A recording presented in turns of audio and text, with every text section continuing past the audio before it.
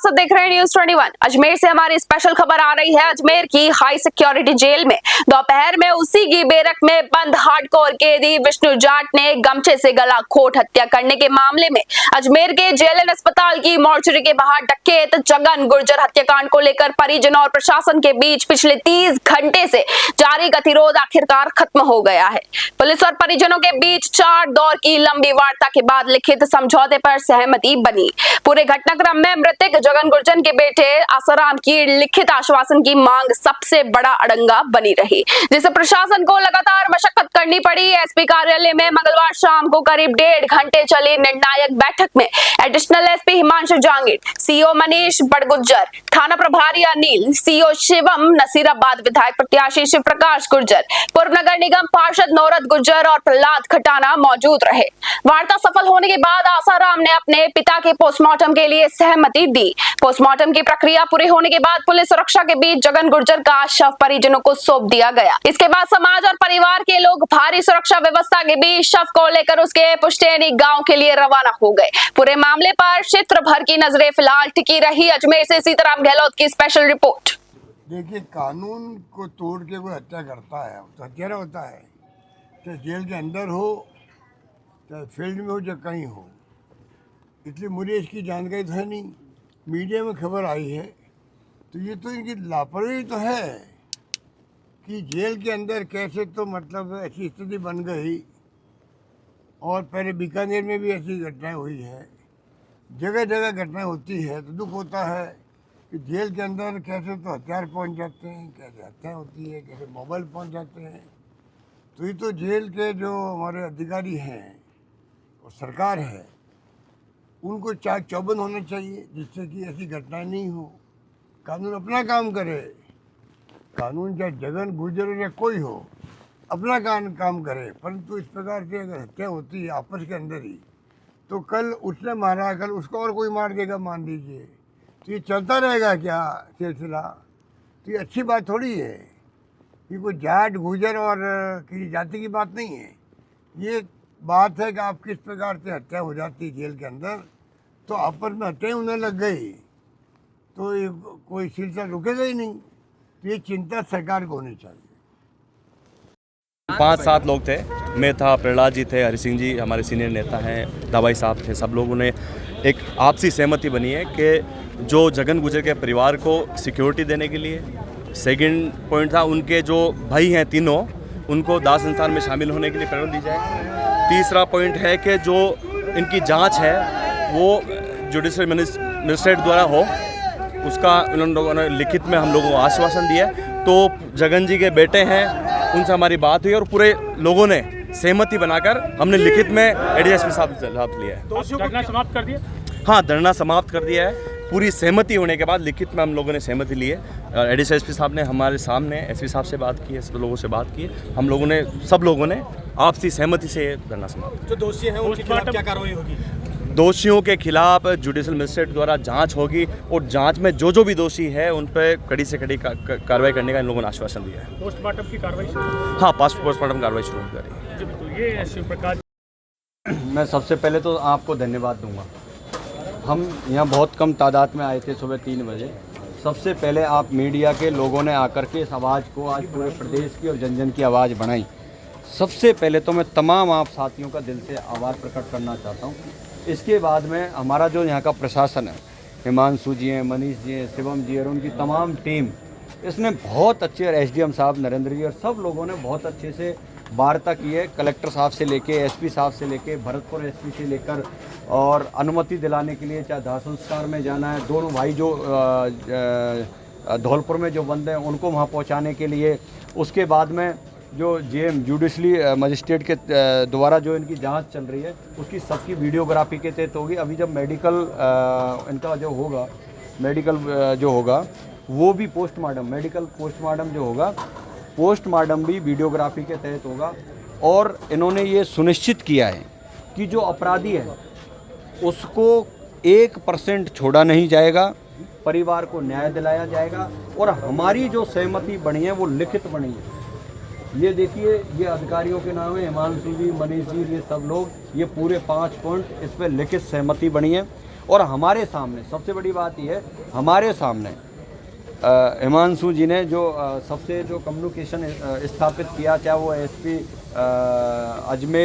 अजमेर का हो, कलेक्टर हो, कोई जेल सुप्रीडेंट हो, तमाम लोगों से बात करके, संवाद करके, और जिस तरीके से उन्होंने इस प्रक्रिया को जो आगे बढ़ाया है, इसका हम बहुत आभार प्रकट करते हैं। और हमें भरोसा है कि जो हमसे लिखित कमिटमेंट किया गया है ये पूरा होगा।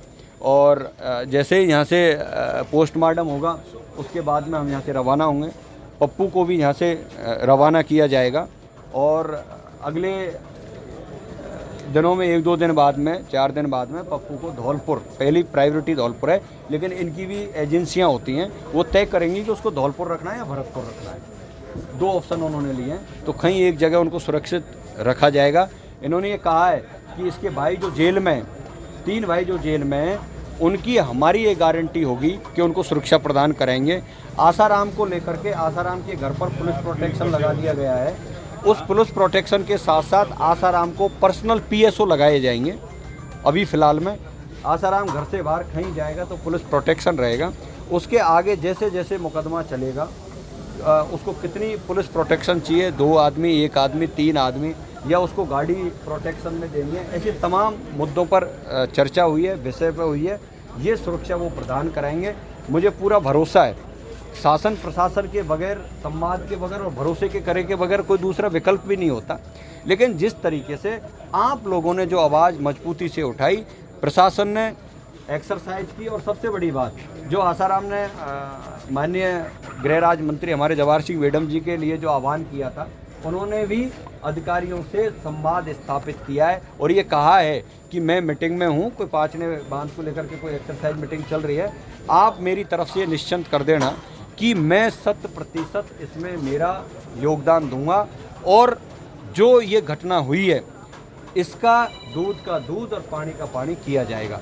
भरोसा कर सकते हैं, लोकतंत्र है, हम हमारी मांग सकते हैं। आपने हमारी आवाज़ को ऊपर तक और दुनिया तक पहुंचाया है, और शासन और प्रशासन ने जो एक्सरसाइज करके ये जो मसौदा निकाला है, इससे बड़ा मीडिया बंधुओं में आपसे निवेदन करना चाहता हूँ, इससे बड़ा लिखित तो और तो प्रशासन के लोग कुछ नहीं दे सकते भाई। हाथ से लिखा हुआ कागज़ जिस पर सिग्नेचर करके इस तरीके से, इससे ज़्यादा स्टाम्प पर तो लिख करके दिया नहीं जाता है, शायद मेरे हिसाब से तो ये बहुत बड़ी बात है। और जिस तरीके से उन्होंने कहा है, हमें पूरा भरोसा है, विश्वास है कि हमारे साथ न्याय होगा, जगन परिवार के साथ न्याय होगा। इन्हीं उम्मीदों के साथ मैं पुनः आप सभी पत्रकार महोदयों का, जो युवा साथी तमाम जो आए इनका, और पूरे प्रदेश के जो लोग हैं इनका बहुत तहे दिल से धन्यवाद, आभार प्रकट करना चाहता हूं। बहुत बहुत धन्यवाद, शुक्रिया। हमने सीबीआई जांच की मांग की है। इन्होंने ये कहा है, और मंत्री जी से जो इनकी बात हुई है, उन्होंने ये कहा है कि ये जो जुडिशली, ये पुलिस, देखो जेल में और थाने में जब कोई मर जाता है तो जेएम के द्वारा उसकी कानूनी प्रक्रिया चलती है। तो जैसे ही कानूनी प्रक्रिया यहाँ पूरी होगी और अगर परिवार संतुष्ट नहीं होगा, परिवार को अगर ये पता नहीं चलेगा, इन्होंने कहा हम ये परिवार को बताएंगे कि इसमें कौन कौन लोग शामिल थे, किसका हाथ था, क्या कोई शासन प्रशासन का हाथ था और कोई बड़े आदमी का हाथ था। अगर परिवार संतुष्ट नहीं होगा तो सीबीआई जांच भी हम करवाने के लिए आगे रिकमेंडेड करेंगे। इसके बाद एक और बड़ी बात उन्होंने कहा है कि जिस अंतिम मुकदमे में जगन गुजर को जो बाड़ी से यहाँ भेजा गया था, 7 दिन थाने में रखा, ज़बरदस्ती आर्म्स एक्ट के तहत उस पर मुकदमा दर्ज किया गया, और ऐसा क्या कारण था कि 1 दिन के अंदर ही जगन को सबसे बड़ी हाई सिक्योरिटी जेल में भेजा गया। उस थानेदार के खिलाफ भी मुकदमा दर्ज होगा। उच्च स्तरीय कमेटी के द्वारा परिवार तय करेगा कि किस अधिकारी से उसकी जांच करवानी है। ये जिस अधिकारी का धौलपुर में नाम ले देंगे उसी से उसकी जांच करवा दी जाएगी। विष्णु, ये पहला जी, ये आपने विष्णु जाट की भी जो है सुरक्षा की मांग करी थी। बिल्कुल, मैंने कहा है, मैंने प्रशासन से भी कहा है, उन्होंने ये चीज़ तो लिख करके मुझे नहीं दी, लेकिन मैं आज फिर कह रहा हूँ कि विष्णु जाट जिसका नाम इसमें आ रहा है, उसको भी जिंदा रखना, सुरक्षित रखना प्रशासन की जिम्मेदारी है। क्योंकि आज जगन खत्म हो गया, कल विष्णु को मरवा दिया, अगर कोई साजिश ही इसमें हुई तो फिर कैसे पता चलेगा कि किसने क्या किया। तो हमारी भी ये मांग है कि विष्णु को जिंदा रखा जाए, जीवित रखा जाए, उसकी सुरक्षा की जाए, और जेलों में तमाम कैदियों की भी हम सुरक्षा की गुहार करते हैं। इन्हीं बातों के साथ आप सबका शुक्रिया। गुजर की मृत्यु का जो मामला है उसमें अभी जो गुजर समाज द्वारा जो प्रदर्शन किया जा रहा था उसमें उनकी जो मांगे थी, मांगों के संदर्भ में वार्ता हुई और वार्ता से ये निष्कर्ष निकला कि उनका जो प्रतिनिधि मंडल था वो आया, वार्ता की, उसमें ये रहा कि जो इसकी मृत्यु के संबंध में जो जेएम साहब द्वारा भी जांच की जा रही है, सबसे पहले जो मुकदमा दर्ज हुआ है इसके संदर्भ में जेएम साहब द्वारा जो जांच की जा रही है उनके संदर्भ में कई इन्होंने अपना पक्ष रखा, इनकी बात पूरी ढंग से सुनी गई और सुनने के बाद इनकी जो मांगे थी उन पे इस प्रकार सहमति बनी है। सबसे पहले कि जो इनका भाई यहाँ पे बंद है परिवार का सदस्य, तो उसको यहाँ से अनुमति मिले उसको अंतिम संस्कार में जाने की, तो वो मिल गई है और उसको अंतिम संस्कार में पप्पू गुजर जो है वो जाएंगे साथ में, और उसके परिवार के और भी 2 लोग हैं जो धौलपुर जेल में बंद है वो भी जाएंगे।